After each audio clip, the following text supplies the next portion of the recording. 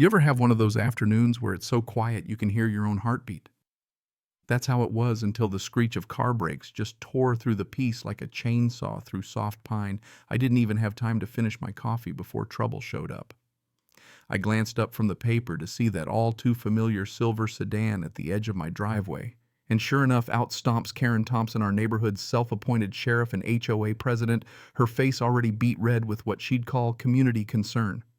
I call it something else, but let's keep it friendly. Now picture this clipboard tight in her grip, like a riot shield. She's making a beeline for the black sedan parked right in front of my house. She starts pounding on the window like she's raiding a meth lab, her voice shooting up into dog whistle territory about unauthorized vehicles and property violations.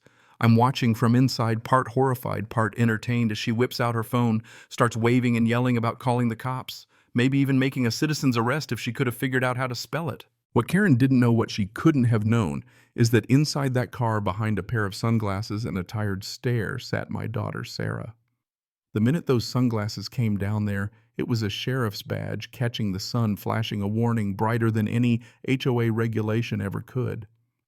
Karen, God bless her, had just picked a fight with someone whose job description included run toward the sound of trouble, not away from it.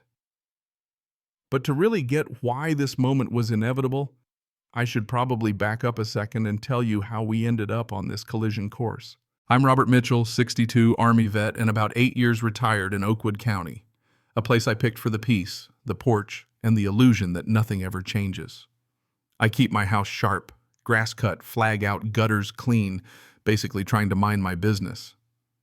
My daughter Sarah moved back in after a messy divorce, 34, built like she could bench press a horse with 15 years experience as a sheriff's deputy.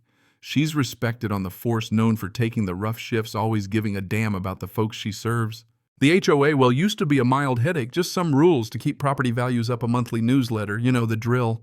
But then Karen got elected president, and let's just say she turned that job into her full-time crusade. Her husband's never home, she's got a surplus of time and energy, and suddenly everything from mailbox color to how far your trash can sit from the curb is a federal case. She started clocking our every move, finding Sarah for her gym bag, showing through the back window, threatening us over the brand of mulch. It got almost cartoonish, but she was dead serious. Sarah, being the pro, she has tried to play nice, adjusted what she could, smiled through the lectures, did her best to avoid a scene. But things changed when she started bringing her patrol car home. Department policy, on call 24/7. And honestly, it made the neighborhood safer just having that black and white in the driveway. Karen didn't see it that way. She went off about commercial vehicles, threatened daily $50 fines, never mind the law or common sense. It got worse when Sarah's shifts went long. She'd come home after a night wrangling chaos, just needing a minute to decompress in her own driveway, sometimes paperwork, sometimes just to breathe. That's when Karen turned into a full-on surveillance operation, binoculars at the window, logbook in hand, watching us like we were the ones committing felonies. She left notes on Sarah's windshield, got bolder with accusations, loitering, disturbing the peace, all sorts of nonsense. You'd think maybe a neighbor or two would have our back, right? Well, that's when the Johnsons across the street came by to warn us Karen was snooping about our schedule. The Martinez couple next door said she asked them to keep an eye out for violations. She was trying to recruit a neighborhood watch, but for what my daughter coming home from work. The breaking point hit after a hellish October night. Sarah had been up 20 straight hours, domestic call hostage situation, the kind of thing that'll age you a decade. She made it home barely parked. The patrol car just sat there finishing paperwork, probably too exhausted to move. Karen must have been watching from her kitchen, licking her lips at the sight of another violation. Next thing you know, here she comes, clipboard and phone in hand, marching right up to Sarah's car. But this time Sarah's so spent she'd nodded off. Karen, ever the hero in her own mind, decides this is the moment to restore order. She's banging on the window, screaming about trespassing, about unauthorized vehicles, as if my own daughter's a stranger in her own driveway. By now the neighbors are peeking out, half of them probably rooting for Sarah to just roll down the window and flash her badge. But Karen's got the phone out, dialing 911, claiming there's a suspicious person threatening a citizen's arrest, even suggesting someone might be impersonating a cop. I swear you can't make this stuff up. Here's where it gets good. The dispatcher, as they do, notifies the sheriff's department. Sarah's department.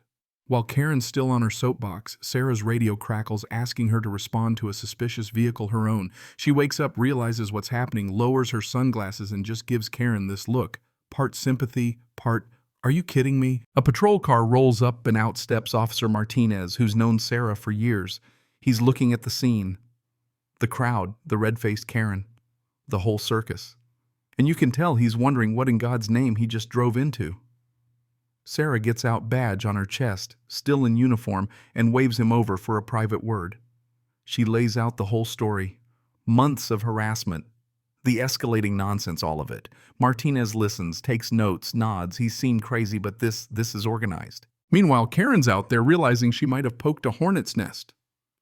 Martinez comes back, tells her calmly that HOA authority doesn't mean you get to harass or threaten law enforcement, and maybe, just maybe, she ought to talk to a lawyer before calling in any more fake emergencies.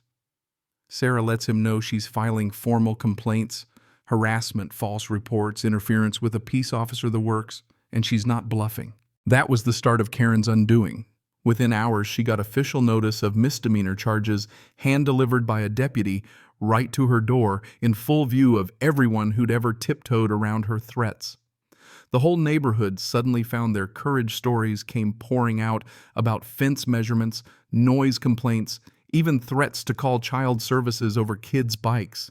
Folks who'd been living under her thumb showed up at the next HOA meeting packed to the walls, more energy than a playoff game. Karen tried to gavel things to order, but one by one people stood up and told their stories. Intimidation, arbitrary fines, even illegal surveillance. The board had no choice. The vote to remove her was unanimous, and in her place they elected Mrs. Chen, a retired principal who believed in community, not control. You'd think that'd be the end, but nope. Turns out Karen's home office was like something out of a spy movie. Charts, logs, surveillance footage, even a high-powered camera aimed at our driveway and others. The sheriff's internal affairs opened a full investigation. Detective Williams dug up complaints Karen had filed with county agencies, even tried to get Sarah investigated for misusing her patrol car. Karen even tried to hire a PI to dig up dirt, but the guy turned her down flat and reported her for attempted stalking. The evidence piled up. At court, the DA laid it all out: harassment, stalking, filing false police reports, interfering with an officer. The whole neighborhood packed the courtroom to see her answer for what she'd done. Karen's defense fell apart quick. Her own records did her in. Neighbors testified about her constant watching, her threats, how kids were afraid to play outside. The judge, a tough, no-nonsense woman, made it crystal clear targeting a law enforcement officer, or any neighbor for that matter, crosses a line you just can't uncross. Karen was found guilty on all counts, sentenced to 6 months in jail, 2 years probation, banned from any HOA authority, and slapped with a restraining order that made sure she'd never bother us again. Her husband split, the house went up for sale, and when it finally sold, the new family couldn't believe the stories. The neighborhood, for the first time in years, breathed easy: kids playing neighbors, chatting, patrol car out front as a symbol of safety, not division. Sarah. She got promoted, became a training example for handling harassment with integrity. The reserved for sheriff sign out front became a neighborhood landmark, a reminder that real authority is about service, not fear. But you know, this whole mess wasn't just about one power-hungry neighbor. It was a lesson for all of us about standing up to bullies, no matter what title they hide behind. People ask if I regret pushing back, if it was worth the fight. I tell them the law is stronger than a clipboard, and community means more than a set of rules. Peace that's protected is a lot sweeter than peace maintained by fear, you know what I mean? So here's what I want to know. Where do you draw the line between order and overreach? Have you ever faced down someone who thought rules made them untouchable? Share your story. Let's hear what justice looks like where you live.